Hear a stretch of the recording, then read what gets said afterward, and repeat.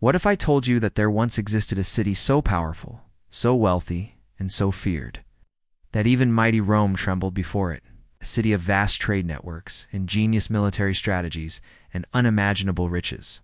Yet today, it is nothing more than ashes in history. This is the story of Carthage, the empire that dared to challenge Rome, and lost everything. Hello and welcome to Whispers of Lost World. I'm Noman Rashid, and today we read diving deep into the fascinating rise and tragic fall of Carthage, the city of merchants, warriors, and legends. By watching this video, you'll discover how Carthage rose from a small Phoenician colony into a Mediterranean superpower, the secrets behind its wealth, navy, and legendary generals like Hannibal, and why Rome considered Carthage its greatest rival, for erasing its very name from history. So, if you love ancient history, forgotten civilizations, and epic rivalries, stay tuned, because the story of Carthage is one you won't forget. The story of Carthage begins not in North Africa, but in the bustling harbors of the Phoenician city of Tyre. Around 814 BCE, legend tells us that a Phoenician princess named Dido, also known as Alyssa, fled her homeland after her brother murdered her husband. She and her followers sailed west across the Mediterranean, eventually landing on the coast of modern-day Tunisia. There she struck a deal with the local Berber king. The king promised to give her as much land as could be covered by a bull's hide. Clever Dido cut the hide into thin strips, laying them end to end until they encircled a large hill. This hill became the site of Carthage, from the Phoenician cart Gadact, meaning new city. But this new city was no ordinary settlement. Carthage was positioned perfectly at the crossroads of trade routes between Europe, Africa, and the Near East. Within centuries, it grew into a trading empire, controlling vast networks across the Mediterranean. Carthaginian merchants sailed as far as Britain for tin, West Africa for gold and ivory, and possibly even beyond the Pillars of Hercules, what we now call Gibraltar, into the Atlantic Ocean. Their wealth came not from conquest, at least not in the beginning, but from commerce. Imagine the bustling Carthaginian harbor, ships with purple sails unloading exotic goods, the smell of spices in the air, ivory tusks stacked by the docks, silver ingots carried from Spain, and artisans crafting jewelry of unparalleled beauty. This was not just a city, it was a treasure chest of the ancient world. Carthage was more than its trade. Its society was both fascinating and at times deeply controversial. Politically, it was ruled not by kings, but by wealthy merchant families. The city was a kind of oligarchic republic, with elected officials known as Sophites, similar to Roman consuls. A council of elders and the people's assembly also had influence. Religiously, the Carthaginians worshipped gods inherited from Phoenicia, with Bolhamen and Tanit being the most important. Their religious practices have long been debated, especially because of claims that they engaged in child sacrifice at a site known as the Tophet. Archaeologists have discovered urns containing the ashes of infants, sparking fierce debates. Were these sacrifices made to appease the gods during crises, or were they simply burials of children who had died naturally? The truth remains one of history's enduring mysteries. Militarily, Carthage had a very different approach compared to Rome.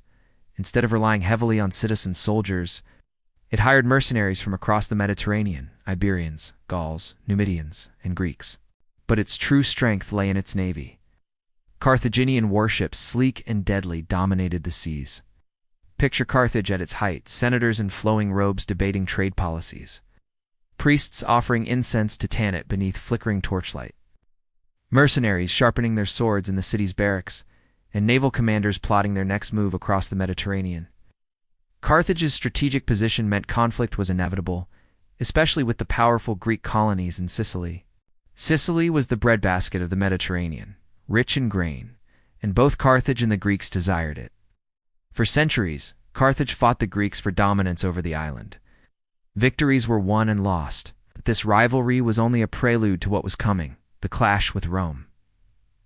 By the 3rd century BCE, Carthage had become the wealthiest city in the western Mediterranean, with a population estimated at over 400,000 people. It was a city of stone walls, massive harbors, and temples, glittering with wealth beyond measure. But across the sea, Rome was rising, and conflict was inevitable. If Carthage is remembered today, it is largely because of its wars with Rome, the Punic Wars. These wars would decide who controlled the Mediterranean, Carthage or Rome. The First Punic War, from 264 to 241 BCE, was fought mostly over Sicily. Rome, with little naval experience, built a fleet from scratch and eventually forced Carthage to surrender Sicily, marking its first great loss. The Second Punic War, from 218 to 201 BCE, introduced the world to Hannibal Barca, perhaps the greatest general in history. In an audacious move, Hannibal marched an army, including war elephants, across the Alps into Italy. At battles like Cannae, he annihilated Roman legions, striking fear into the heart of Rome. For nearly 15 years, Hannibal ravaged Italy, but Rome refused to surrender. Eventually, Roman general Scipio, Africanos, counterattacked in North Africa. Defeating Hannibal at the Battle of Zama, Carthage was humbled, forced to surrender its empire, but allowed to survive. For now, the Third Punic War, from 149 to 146 BCE, marked the final chapter. Rome, fearing a Carthaginian revival, launched a devastating assault. After a brutal 3-year siege, Carthage was utterly destroyed in 146 BCE. The city was burned, its people enslaved, and as legend has it, salt was sown into its soil so nothing would ever grow there again. Imagine the flames of Carthage rising into the night sky, women and children weeping as Roman soldiers tore through the city. The once proud harbor is now silent. The marketplace, where merchants once shouted of riches, reduced to ashes. Carthage, the city of merchants, was no more. Though Rome destroyed Carthage, its legacy lived on. Carthaginian sailors were among the greatest of the ancient world. Some historians even believe they may have reached the Canary Islands or beyond. Carthage's agricultural manuals were so advanced that the Romans preserved them and used their techniques. Hannibal's tactics are still studied in military academies today. His use of ambush, psychological warfare, and battlefield maneuvering inspired generals from Napoleon to modern times. And most importantly, Carthage reminds us of the fragility of power. A city can rise through wealth, ingenuity, and ambition, yet fall to envy, fear, and destruction. We journeyed through the rise and fall of Carthage, from its legendary founding by Queen Dido, to its golden age of trade and power, to the bloody wars with Rome that sealed its fate. Carthage was not just a rival to Rome. It was a beacon of wealth, culture, and daring ambition.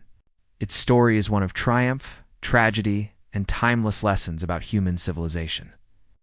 If you enjoyed this journey into the lost world of Carthage, don't forget to like this video, subscribe to Whispers of Lost World, and share your thoughts in the comments below. Tell me, do you think Carthage could have defeated Rome if Hannibal had marched on the city itself? Until next time, keep listening to the Whispers of History, because the past is never truly lost.